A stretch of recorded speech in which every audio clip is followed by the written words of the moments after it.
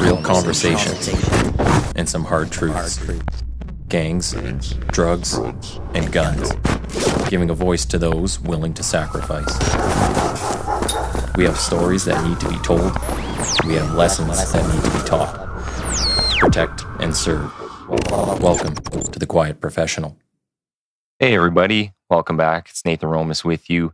Today, we are going to be focused on a lot of things RCMP, some big talk on federal versus contract policing, and some of the work done by the National Police Federation. For that, I have returning guest, President Brian Sauve from the NPF. I think this is your third time, maybe fourth time on here. And I also got newly to the program Vice President, or one of the Vice Presidents, Dennis Miller here. So welcome to Brian and Dennis. Thanks for having us, Nathan. Happy New Year.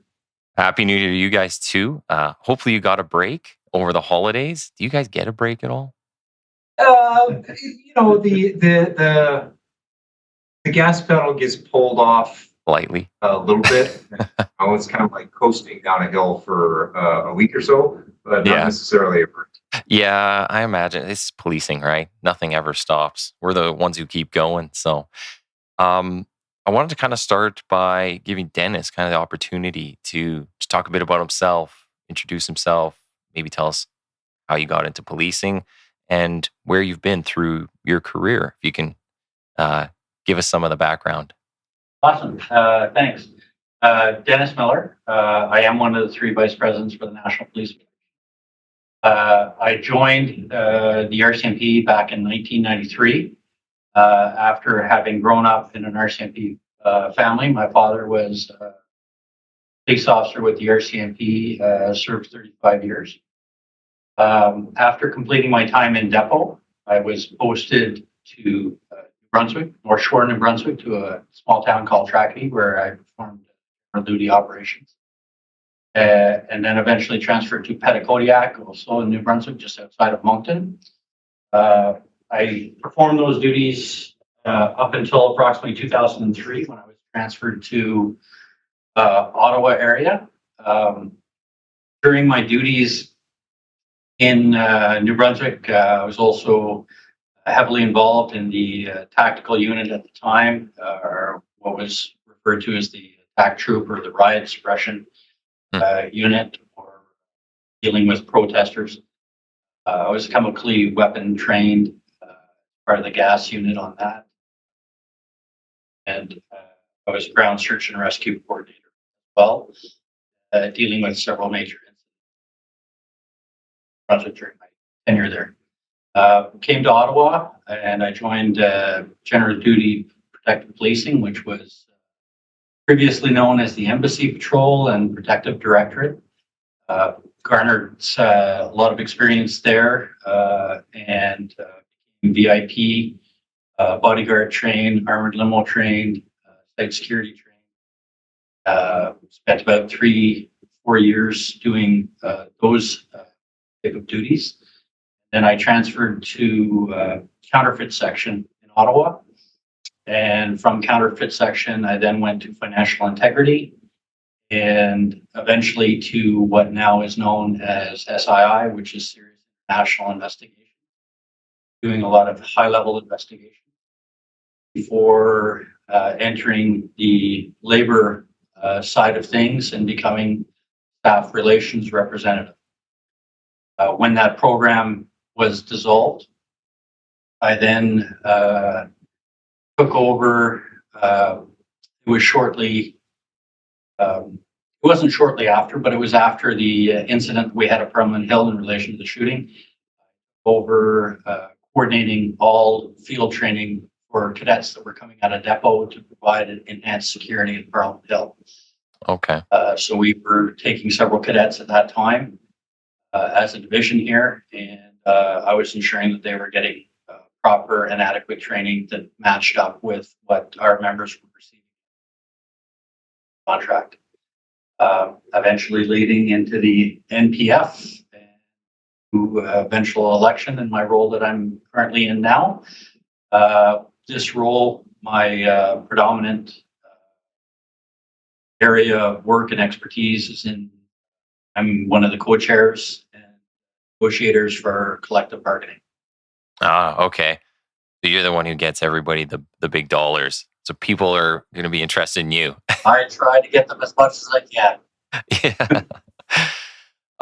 Well, that's man, that's quite the career. You said you were doing embassy work, so you're patrolling the embassies. Did you get to meet anybody? Anybody in particular? Any unique people there? Well, I protected at the time on several occasions I protected the U.S. ambassador to Canada. Okay. And provided close protection to them. But when doing the embassy patrols, the contact with them was in relation to any type of incident, more or less. But because of my VIP training and my bodyguard training and etc., I was often used to support VIP services. I got to meet some of the ambassadors at the time back in the early 2000s. Very cool. Some of the prime ministers. Yeah. Well, that's the one thing. Maybe. Well, I went from the RCMP over to the municipal side, and I do miss the opportunity, I guess you could call it, to go to so much, like these vast array of jobs, right, and right across Canada. One of the coolest parts about the RCMP. But I guess it kind of fits right in with the discussion we're gonna have today, because you guys have both been to a number of units, a number of provinces between the two of you. Just kind of talking about that federal versus contract policing. Maybe we'll kind of start there with some of the discussion, and just talk about. Well, actually, there was an article, and I couldn't find it, and I meant to send it in the emails sent to you guys earlier, but there was some talk I saw in an article about like a National Guard type service in Canada. I was wondering, has that ever come up? And it was just in response to wildfires. And I know the RCMP has big role to play in the community safety and getting people in and out of places. Has that ever come up, like a National Guard type service?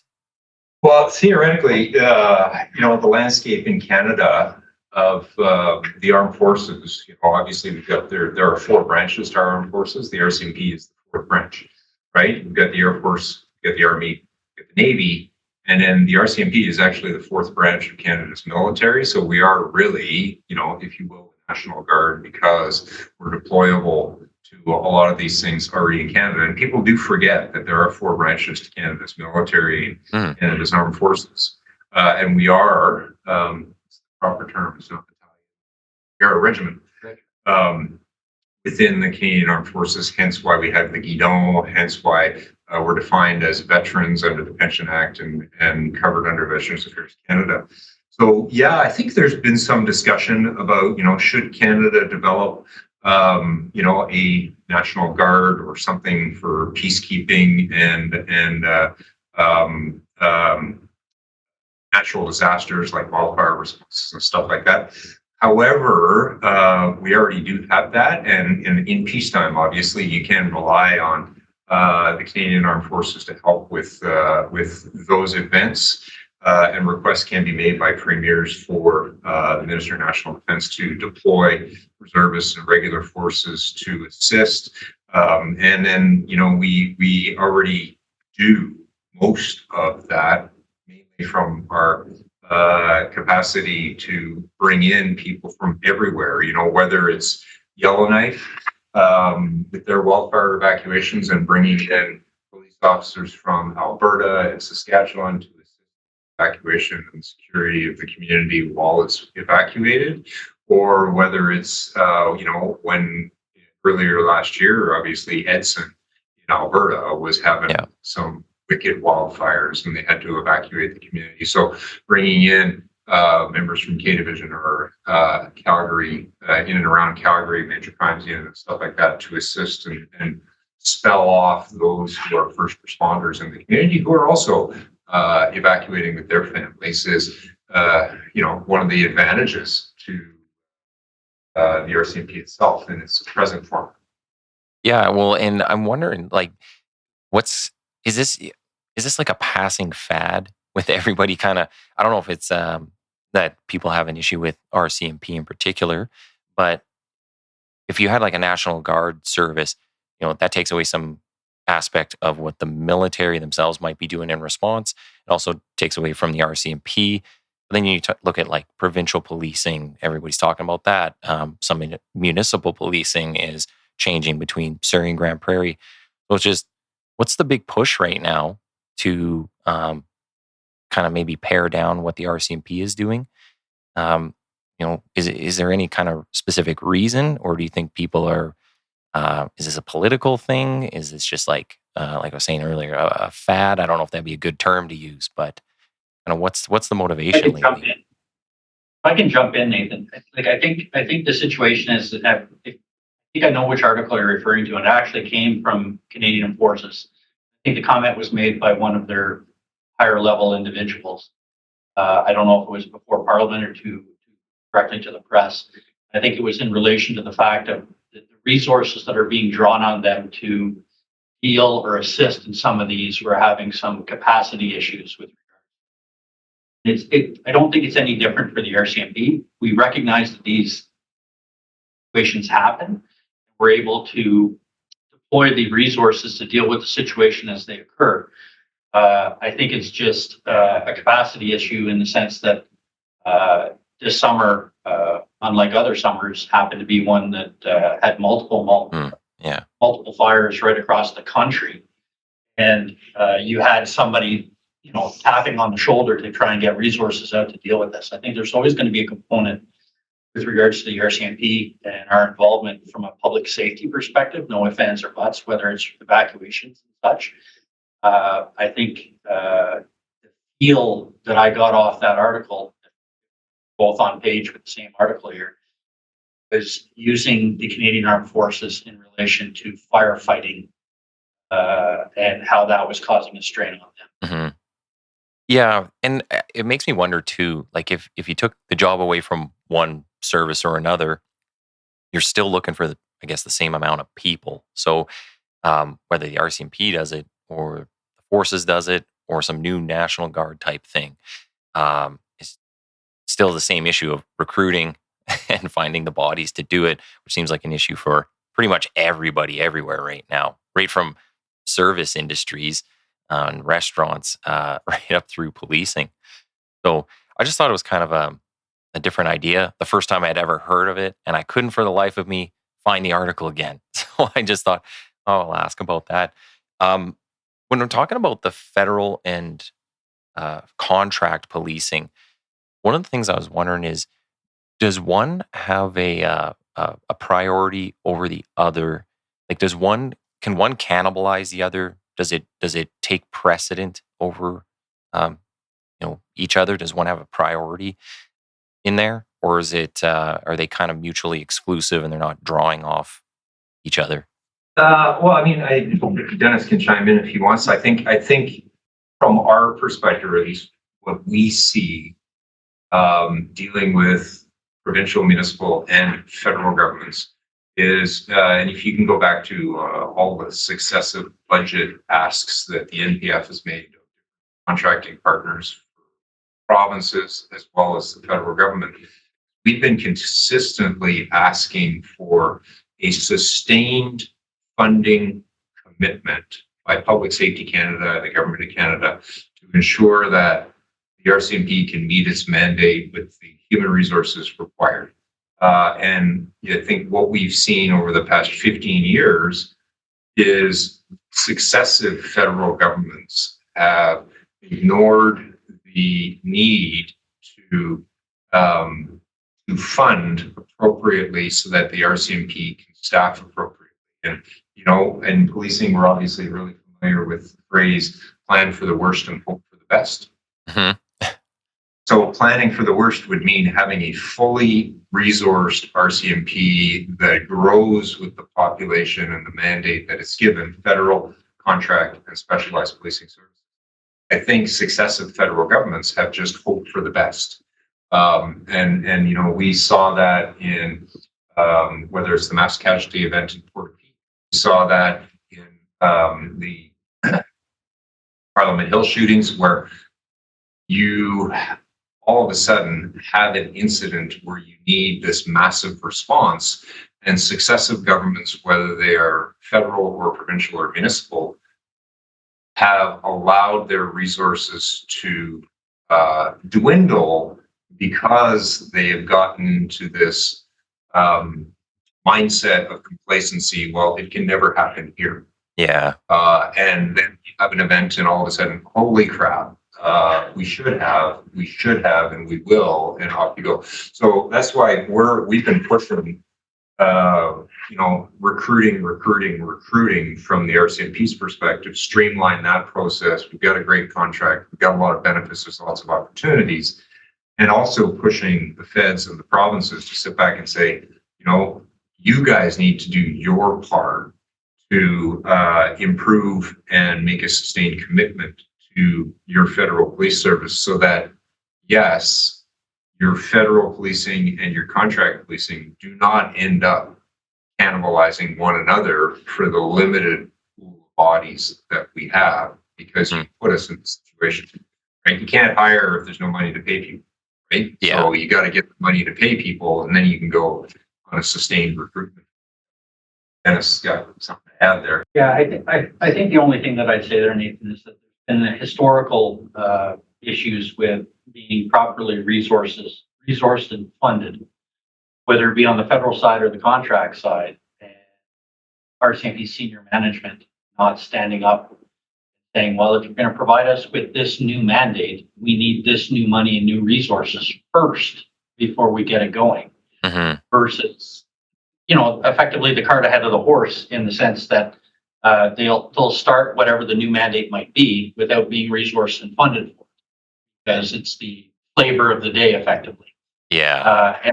And to your question, I don't think there's a cannibalization, but I think there's always a risk assessment of what the situation might be, as to whether resources, whether contract or federal, need to be redistributed in relation to an ongoing event or situation.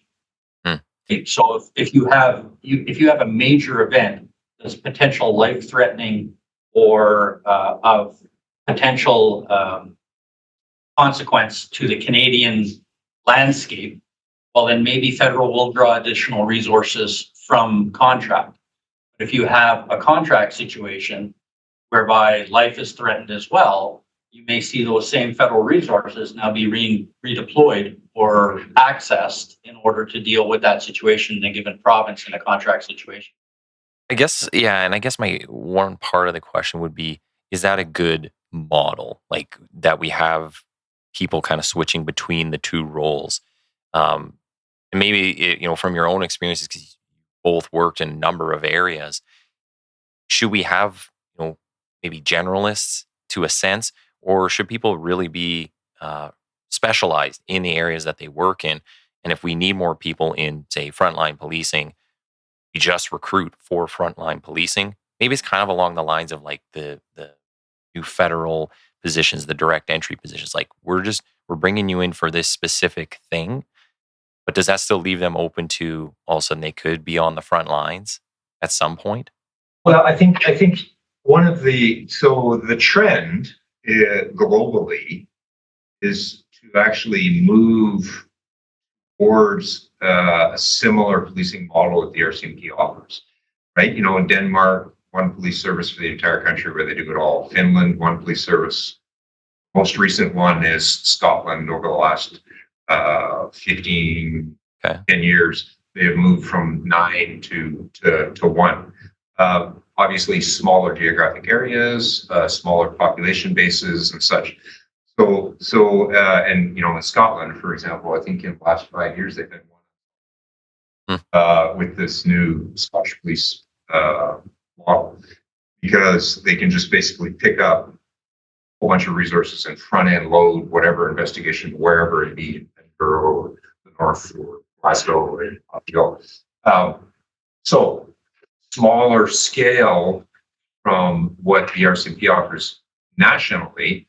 But if you think from just Alberta, for example, right, the Coutts border protest is shining example Yeah. where it wasn't just the members from Milk River who were deployed to work on that protest. You actually had members from British Columbia and Saskatchewan, as well as Ottawa here, who were deployed to relieve and provide sustained duties at the Coos border protest. At the same time, your major crimes team is involved, working the crowd and ultimately finding out what they found out for the threats against the members and the armed persons and their theories or what they were going to do.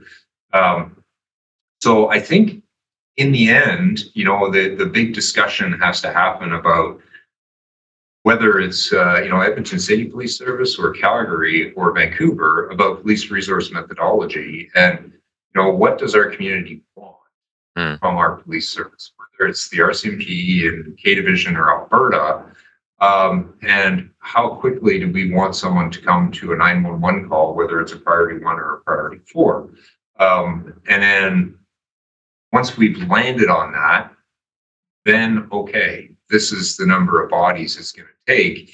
And can you do it with the model that the RCMP provides? I think you can, because of the strategic placement of specialized units, air services, underwater recovery, and all of those things that can be deployed, which are usually after the fact. Dennis, thoughts? I think if you're looking at the specialist versus generalist, I think the fact of one of the greatest strengths of the RCMP, and we should be touting this organization, one of the best, if not the best out there, the fact that everybody has a base generalist. Yeah. To some extent.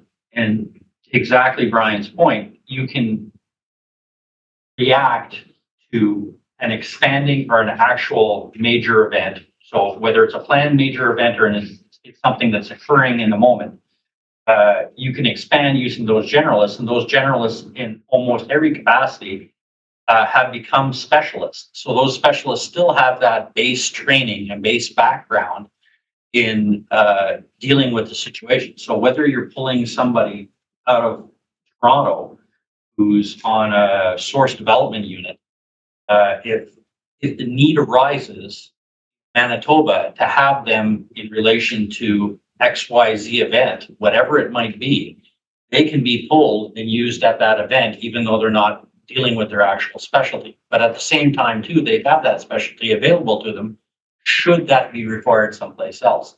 If you go down the road of only a specialist type of training, your ability to mobilize those individuals becomes very limited very quickly.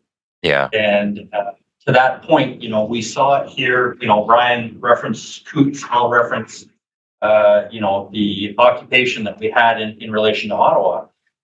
You had multiple other agencies that we have very good partnerships with that were unable to get the resources necessary. Now, some of them, yes, they were required specialties, specialized training, but the majority of what they needed were generalists on the ground in order to provide them the resources necessary to deal with the occupation, because they were simply outnumbered. And they couldn't even do that or draw from that the sufficient numbers from Ontario alone. So, the request obviously came into us to supplement that. Yeah. And we do it based on our current resourcing geography and our geography across the country. Yeah. So one of the challenges, you mentioned the federal direct entry program, which is really on pause now. One of the challenges that we had with that, which was part of the evidence and the testimony at the unfair labor practice hearing, such that almost all inquiries, it's regardless of uniform stripe or shoulder flash, almost all inquiries into a police response talk about and make recommendations for increased and better and more consistent training of police officers in Canada. Mm-hmm. Whether that's from a general duty uniform capacity to a major crime office of investigative standards and practices to an exhibit custodian to whatever, right? Almost every inquiry, including the mass casualty event in Puerto Rico, they spoke about an improvement and increased training. So when they had the federal direct entry side, we saw it as actually contravening all of the recommendations of those inquiries, because you were making new police officers in the RCMP, or it didn't matter, the agency, with a completely different training standard. Yeah. You didn't have the same base, you didn't have the same ability, you didn't have the same knowledge. So that was one of our huge objections to that, and it came out in hearing. And we're still, the RCMP's backed off, and we're still trying to figure out what that's going to look like in the future. But to have that generalist base and improve what that looks like for policing in Canada, I think is something that everybody should be striving for. Like, we can all strive for it to get better. Yeah. And training is the first thing that goes when funding dries up, right? So we need to really. So do you foresee, with all knowledge you both have, do you foresee the whole argument of, FBI type service in Canada? Is that something that is happening in the near future or not? Because it seems like that's kind of the push right now. So what's kind of your take? I guess I'm going to show my age here. But the FBI policing model has been something that's been bantered by our RCMP senior management since, and has never taken to fruition, because it does not serve, I believe, the needs of the Canadian citizens, not serve the needs of the current government. It does not serve the population and how the RCMP is currently providing service to Canadians well. So I would say, in my humble opinion, it has obviously been something that's been put out there by the media. Yeah. And probably discussed behind closed doors, but it's more rumor than anything else. It is not something that's happening. Our geography does not lend to it. Our needs as a Canadian, coast to coast police force don't blend with it well. What is needed from us, from a federal government mandate, doesn't match up to what is the expectations of the FBI. And again, we are Canada. We are not the United States. Yeah. So what they need there and what we need here are not necessarily. Usually when I'm asked that question, it's like, well, let's actually quantify this. If we're going to compare south of the border to north of the border, right? You can't just say FBI, right? You have to say FBI, DEA, ATF, Homeland Security, Secret Service, United States Marshals, because the RCMP right now does all of that. So, we wouldn't just create an FBI in the north. We would actually probably be creating 6 or 7 different federal agencies that have different mandates. And as much as I love our colleagues to the south, I do know that they envy the way the RCMP operates with its federal mandate in Canada, because we have that internal collaboration and cooperation through one house, one agency, one partnership, one organization that shares information about national security, about commercial crime, about witness protection, about all that great stuff under one umbrella, versus having 7 different commissioners, if you will. Yeah. With 7 different agencies, with 7 different budget asks, with 7 different mandates. So it becomes this big schmozzle about, how do we look at it or and such. So I think, I guess one of the things I wanted to pick up on was, I think there definitely needs to be very clear definition of what the public wants. And to that extent, I guess what the politicians are going to say that people want. Very clear and defined roles of the police, of law enforcement in Canada, and then what each agency does. I mean, we even see that in Edmonton, where there's always the debates about, should police be going to mental health calls? And I know that's come up with the RCMP too.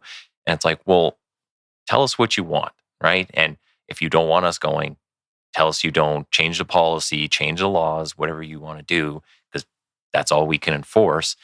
I think what I gather is the U.S. has something like 18,000 services. Actually, it was a good article and discussion I had with Kevin Sear from your ERT team in the Lower Mainland, who knew a tactical guy who could write academic papers. But he had a really excellent paper on the militarization of police. And it just talked about the fragmentation across the U.S. They have something like 18,000 services. In Canada, we have like 180.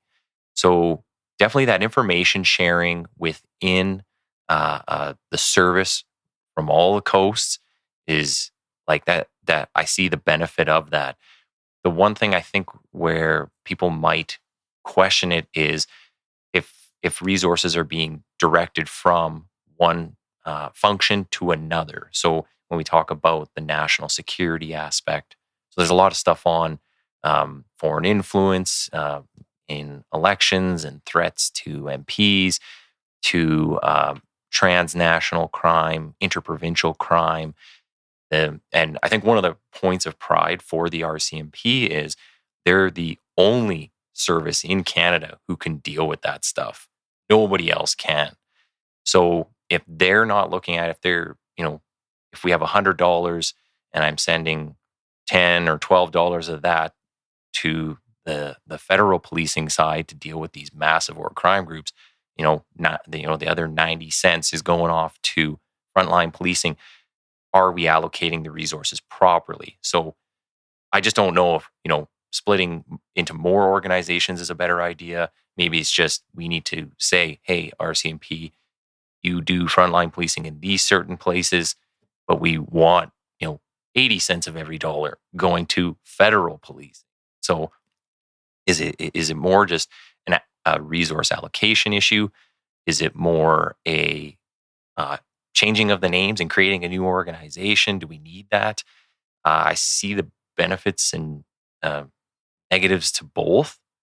So I don't know if we'd ever get a clear answer from politicians, because whoever makes the hardline decision is going to own that, and that's not really what they do. So no, and I think to me, everything comes down to recruiting and resourcing, right? Mhm. So there's a white paper done by the Senate probably back in 2012. It's called Towards a Red Surge Revival, and they talked about at the time the RCMP was about 17,000 members, 18,000 members. They talked about to accomplish the mandate that has been given, federal contract as well as specialized police services. So 12 years ago, we're talking now, or even 13, that the RCMP needed 5,000 more cops. Decade forward, population has now eclipsed 40 million, and we're up to, I think, our authorized strength 1,000, but on the ground we're probably at about 20.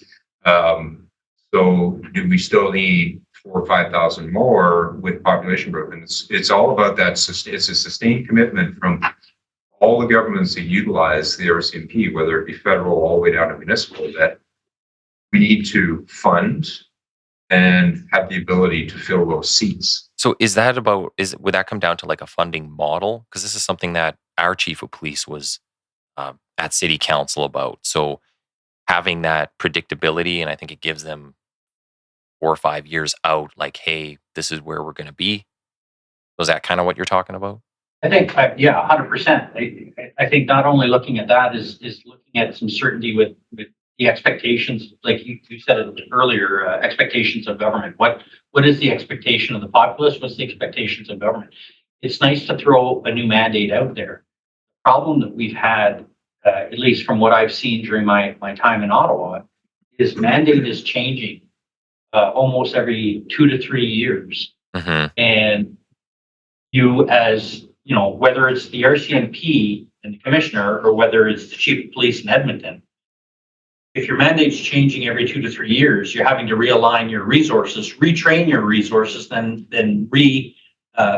technically task them to do whatever the new mandate is. Yeah, and that's been problematic here with change in government and change in direction, as well as the general population putting pressure on the government. So if day one your mandate is the influx of drugs across the Canadian-American border. But then 2 years later, and you put all your resources and all your money into that and training people and get ready to do that. And then 2 years later, that's no longer your mandate. Your mandate is now worrying about cybercrime. Well, now you have to retrain those people and put them onto a new task. Mm-hmm. I think that's continually an issue for the RCMP, to exactly the point that Brian's bringing up here, is identified in 2012, we were 4,000 to 5,000 short. Well, if you're up to full speed and you have your full number of resources allocated and in those chairs doing the job, changing a mandate for one group is not a big ripple in the water. But if you're changing the mandate for one group when you're 4,000 or 5,000 bodies short, now it's going to have a definite ripple effect on other units and what they're doing and how they're going to do things as well. Yeah. And yeah, I think you make a really good point. I guess the word would be consistency. You're searching for some consistency, whether that's talking about dollars or the mandates. I, for myself, and I don't know why it does, the political types don't just say, you deal with criminal stuff. Like basic, you just deal with criminal stuff. We'll start worrying about a bunch of other things after that. But, enforce drug laws, enforce gun laws, take care of all the assaults and different things. Just make it consistent. And it's like, that's where your dollar should be going. And then all the other things about, I don't know, tents and whatever else people want to complain about in the communities, we'll get to that with peace officers, or there's other things they could do. But I think it'd be nice if law enforcement had more of that focus, and like you're saying, the consistency. You were saying there, Brian, about the direct federal positions being kind of on pause, and is that just for the one issue that you mentioned, or is there anything else to that? Like it's all ceased right now.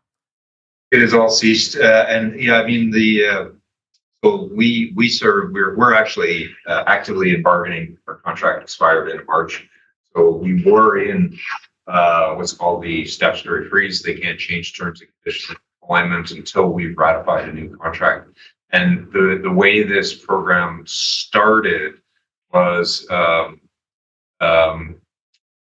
basically an unfair labor practice by the employer to try and create a newer category of police officer within the RCMP with different training, different benefits, different terms and conditions of employment, not having thought through what it might look like in the collective agreement. So we filed that complaint with the labor board. The hearing was middle of November, and ultimately they ruled early December that yes, the RCMP did violate it. The program is shut down until we can ratify a new collective agreement, and then we'll work together to figure out what that program looks like. So the direct entry spots, they were going to be different benefits. I don't know about different benefits. I mean, same pension plan, but basically, for example, they would come in day one as a salaried member versus a cadet going to depot. Oh, okay. It's on. They would come in with. So it was just a whole muzzle of stuff. Yeah. That really that we weren't consulted on, and the employer can do those things while we're in bargaining if we are engaged and if we consent to the changes, but none of that was done. So it was an unfortunate circumstance, because I think from our perspective in the RCP and the commissioner's perspective, we want the same thing. More members is a good thing. Mm-hmm. And yes, we agree that, federal needs a bit more focus, and we need to get more members into federal policing. How do we do that and help us help you get there is kind of where we're looking at that. So it was just an unfortunate growing pains, I think, with an organization that's still dealing with a new union and an organized labor world, that they went off on this tangent and brought them back now, hopefully, and we can work together on what it might look like in the future. Well, having been on our association, and they've been around a long time, those pains don't go away. I know they still have the arguments with the employer for the exact same kind of things. So, well, maybe we'll get onto discussion of just a bit about bail reform. you guys were doing quite a bit of work on this, and you had the meeting there with the premiers in Winnipeg. And I don't think I've talked to you since then. Was kind of wondering how that went, and then maybe we'll talk a bit about Bill C-48, which comes into effect today. So, how did that meeting go with the premiers, and any wild or crazy ideas while you were there that people were kind of throwing out there?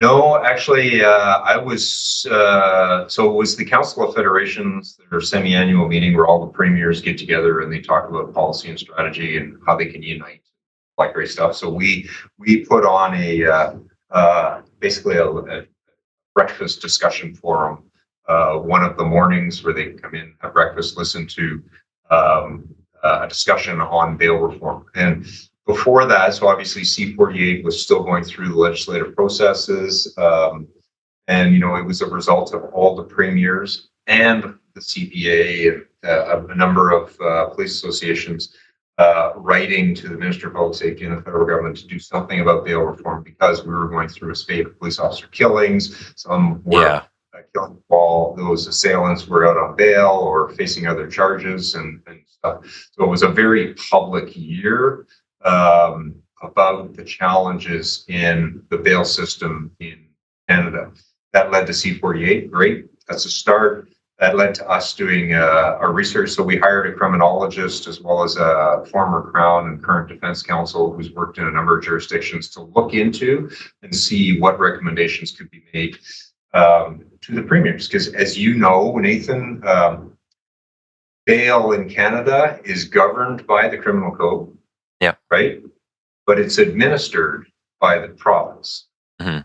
So, Dennis arrests me on domestic violence charges. I don't go before a federal court judge. I go before a provincial court judge. And that provincial court judge is going to make decisions based on the provincial Crown Council's policy manual, based on how they present their case, based on the primary, secondary, and tertiary interpretations based on that, based on the number of positions, seats available or beds available in a provincial pretrial custody place, and all those things. So our presentation in Winnipeg to these premiers was, hey, the federal government C-48 is a start, but you guys all have a responsibility here, because provincially you administer bail. Yeah. So the number of crowns that you have, the number of legal aid lawyers that you have, the number of spots available in penitentiaries or pretrial facilities you have is all your responsibility, right? You can't just make this political about David Lavetti at the time, or now I can't remember the new Attorney General. And it's not all federal responsibility. So it went well. We had 6 premiers in the room. We had 2 senators. We had 2 ministers of justice from different provinces. So I think it was well received, and there's been a lot of follow-up interest on the position paper. We did a lot of lobbying too this fall at Parliament with a lot of the ministers as well. And to Brian's point, it was well received by everybody that I met, and every one of our other directors who met. It's effectively, for lack of other terms, it's a no-brainer. Mm-hmm. But it does take certain unification or joint effort, not just by the feds, but by each province as well, to ensure that it's followed and properly supported and resourced, as everything else, to ensure that the end goal is achieved. Yeah. Because if it's not, you just put words to paper that are not going to be necessarily utilized in a positive manner in province A versus province B. Well, and I think that's you bring up a good point about like everybody working together. I think that's a huge thing that appears to be lacking. If you watch kind of mainstream media stuff, it always looks like everyone's so divisive, especially between the parties.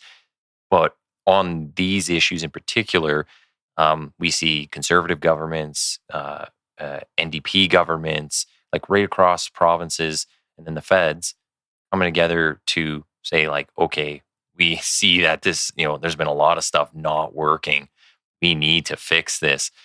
So that was very much appreciated.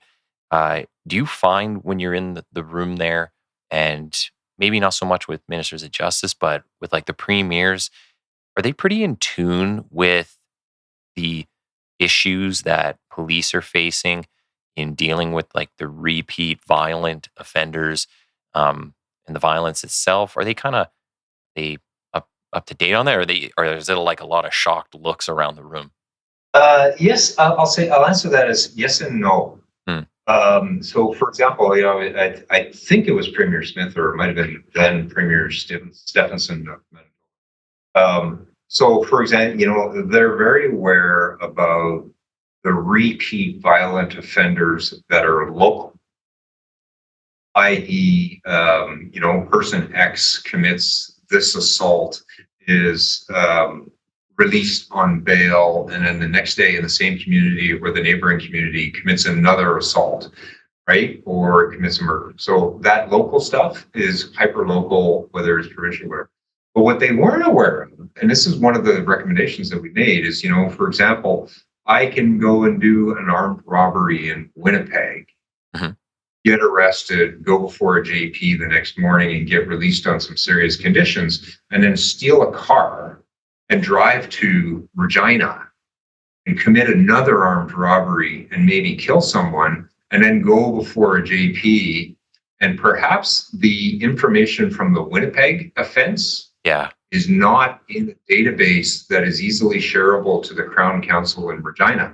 So I might go up against a JP in Regina and they see that there's no prior offense. I'm not going to tell them I'm facing charges in Winnipeg. Right?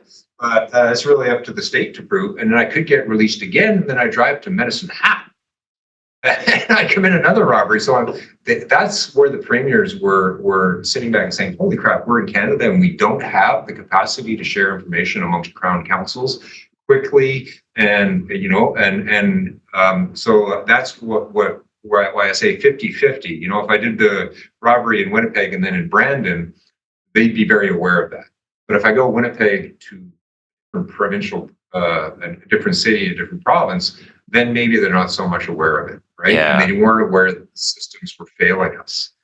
I think that it's a perfect example of transient crime that faces us, and I'm sure in Edmonton you have the same thing. Your local communities that are patrolled by RCMP out there, they either travel into the city to commit crime, or you have individuals from the city traveling out to commit crime. Yeah. And sometimes, as efficient as the data system might be, or that the data is being shared or uploaded, it's not always getting there quick enough. And to Brian's point, you're just not having that sharing information happening quick enough so that when that secondary or the third crime ends up happening, it ensures that individual is being detained and kept in jail for an extended period of time to answer to all the charges instead of just that singular charge in that area. Well, and one other thing I'll pick up on that even is, we just saw this the other night when we were running somebody, and I understand when, like, if somebody gets a ticket in one province, that might not carry over to another province where, okay, you're going to enforce it. But we have people that literally have warrants on the system for major criminal offenses in Ontario, say. And then all of a sudden I stop them in Alberta, and technically you can arrest them. But what they've done now is start putting out things on there saying like radius only within this province or something. And to me, it's like, okay, if I got somebody who has a warrant and isn't going back to answer for that, and it could be for like ag assaults, robberies, firearm offenses, just because they're in Alberta, I'm just like, oh, well, see you later, bud. And they just get to drive around and do whatever they were doing. It's like, but it's criminal. It's like, why aren't we holding them accountable? If I found them provinces over, just because they, I get they don't want to ship somebody back and it's going to cost money, but can we not have a system in place where, okay, even though you were caught 2 provinces over, we're going to deal with you here or something? I hate to say it, but I think it was Ralph Klein who did the everybody gets a Greyhound ticket to Vancouver. Yeah. But also, in Vancouver, it used to frustrate us to no end. Is that not returnable? It might be an unendorsed warrant, and your Toronto police put it on there for I don't know, ag assault, and you call up, they send a CPIC to Toronto and say, no, we're not supporting this, and it's like, thank you very much, and off you go. VPD, you'd have to talk to them for more clarity, but I know Vancouver Police a number of years ago, they did a Con Air program, basically where they rounded up a whole bunch of folks with those unendorsed or even endorsed forms from different jurisdictions, all on a plane, and they flew them back to Toronto and let them off and said, here you go. I don't care if you want them or not, but we don't want them. I think that's something that communities are unaware of, is that, the 100%. the jurisdiction where the warrant is issued is the one that decides whether or not we're going to fund this person coming back to us.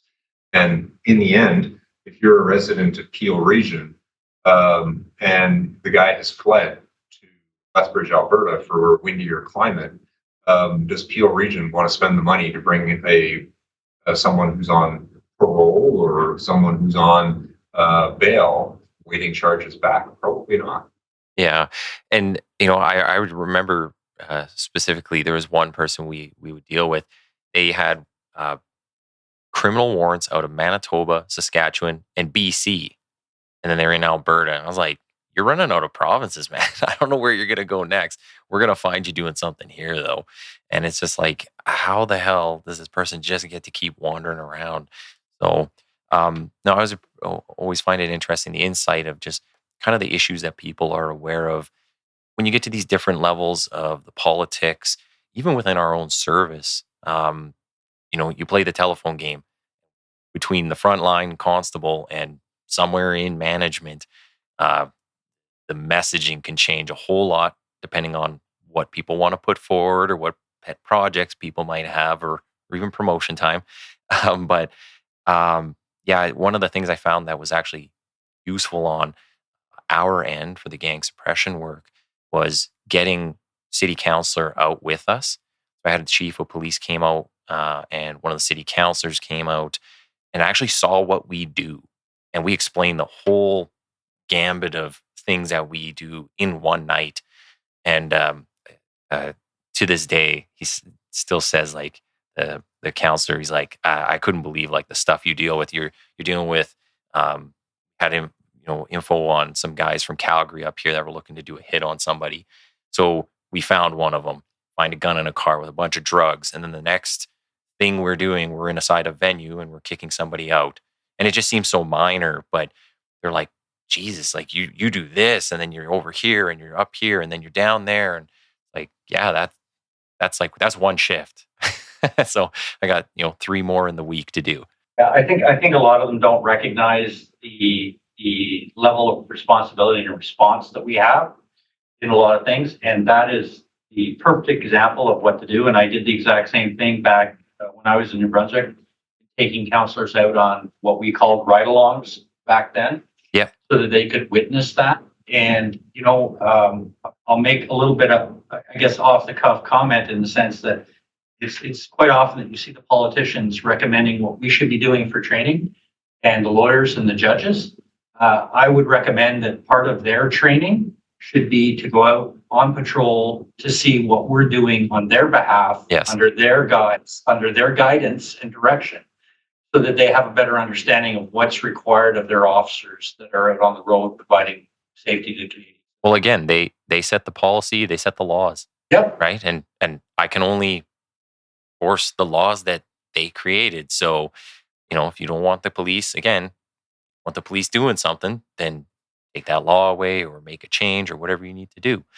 I think that's really good. I would highly recommend it, anybody listening to this, like, go to your local counselors, your mayor, whoever it might be, and get them out, get them seeing what you're seeing, because that's the only way that everyone's going to maybe be on the same page. You kind of have a lot of these discussions starting from the same point, at least some basis for it. Just as we're kind of coming up to the end of our time here, I just want to give you a chance to say, is there any stuff in the works, any new projects that the NPF has going on? I know you said you're in the middle of bargaining right now. Yeah, I mean, obviously we've been in bargaining for a little over a year, just not quite. A little over. I guess the contract expired March 31st last year, or April 1st. So we're coming into the short strokes. We obviously looking to get the best deal for our members, and where that goes. What else we got going on? Just a ton of stuff. I know you got the book out right now, which people can get too. Did you get a copy of the book yet? Did we send you one? No, I didn't.